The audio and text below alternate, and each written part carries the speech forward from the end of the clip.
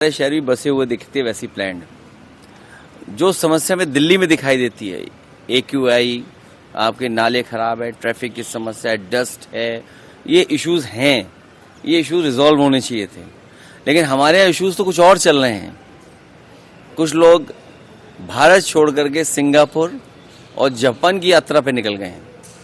हमारे धर्म की सबसे पूजनीय शंकराचार्य, उन पर झूठा मुकदमा लगाना।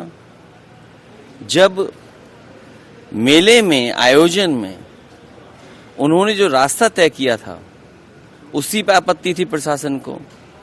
और जिन लोगों ने उन्हें स्नान नहीं करने दिया, कार्रवाई उन पर होनी चाहिए थी।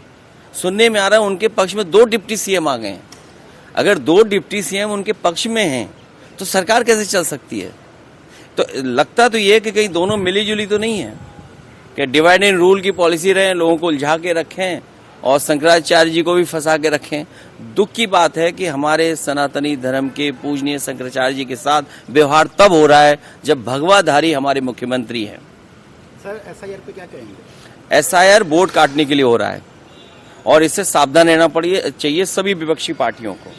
यूपी में जो हम लोगों ने फेस किया, बीजेपी के हेड ऑफिस से और कोई अनरजिस्टर्ड संगी साथी लोग हैं, उनका कोई सॉफ्टवेयर है या उनके पास कोई एजेंसी है, वो बाकायदा फॉर्म 7 भर करके भेज रहे हैं।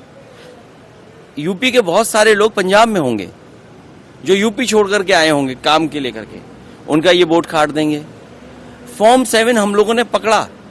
एक व्यक्ति जो अंगूठा मारता था, उसके बीजेपी के लोगों ने दस्तखत कर दिए। अभी मैंने अपनी कॉन्स्टिट्यूंसी में पकड़ा और आज की खबर है वहां पर कि हमारे नगर अध्यक्ष के नकली साइन और एक मुस्लिम का वोट काट दिया। क्या आपको नहीं लगता इसमें तो जो वोट काटने की एक्सरसाइज हो रही है, होना ये चाहिए कि वोट कैसे जुड़े, सबके कोड वोट कैसे बन जाएं। हम लोगों को याद है NRC के समय पर बीजेपी के लोग अंदर ही मुस्कुराते थे और कहते थे कि हम मुस्लिम भाइयों के हम कागज देख लेंगे, उनके कागज ऐसे चेक करेंगे कि उन्हें हो सकता है हमें बाहर निकालना पड़े देश से। और सच्चाई तो ये है कि यूपी में 4 करोड़ लोगों को कागज ढूंढने पड़ रहे हैं और उसमें हिंदू हैं सब। बहुत से लोग हैं पंजाब के बस गए यूपी में जाके। आप देखिए हमारे यहाँ 37 विधानसभाएं हैं जहां सिख समाज की पॉपुलेशन है। 37 कॉन्स्टिट्यूंसीज हैं, असेंबली कॉन्स्टिट्यूंसीज। और पूरा उत्तराखंड बॉर्डर पे सिख भाई हैं। यहाँ से बॉर्डर देखिए आप, हिमालय के फुटहोल पे आखिरी तक पूरा सिख समाज बैठा हुआ है। सबको कागज ढूंढना है और सबसे ज्यादा गरीब को कागज ढूंढना है। सर, AI समिट पे क्या कहेंगे? रिसेंटली AI समिट में जो गलगोटिया ने किया और जो कांग्रेस की तरफ प्रदर्शन किया गया, उसमें क्या कहेंगे? देखिए, गलगोटिया ने जो किया वो नहीं करना चाहिए था। ये भारत सरकार की गलती है। भारत सरकार को डेलीगेट्स को बुलाने से पहले डेलीगेट्स के बारे में जानकारी रखनी चाहिए थी कि डेलीगेट्स क्या वहां पर शो करने जा रहे हैं। ये भारत सरकार की गलती है, नंबर 1।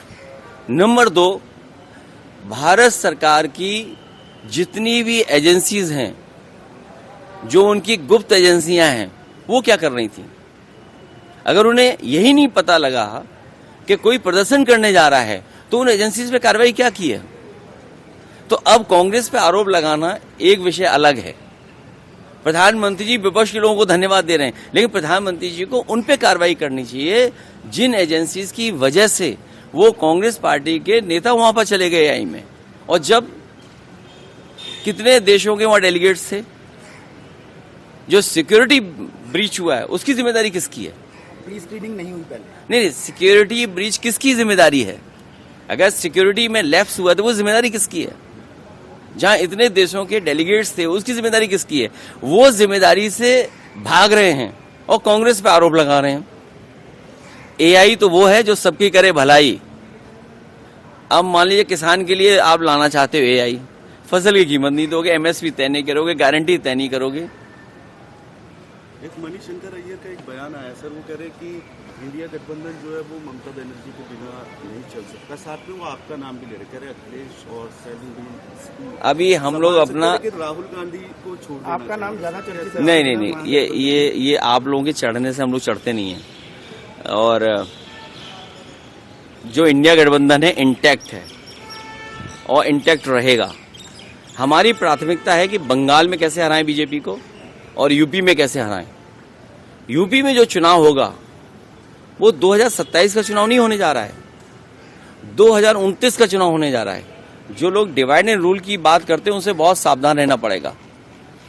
वो को ऐसी व्यवस्था कर दें कि समाज में बांट दें वो लोग, इसलिए उनसे बहुत सावधान रहना पड़ेगा। वो कह रहे हैं राहुल गांधी को हट जाना चाहिए और ये कोई तय नहीं कर सकता। ठीक है, थैंक यू।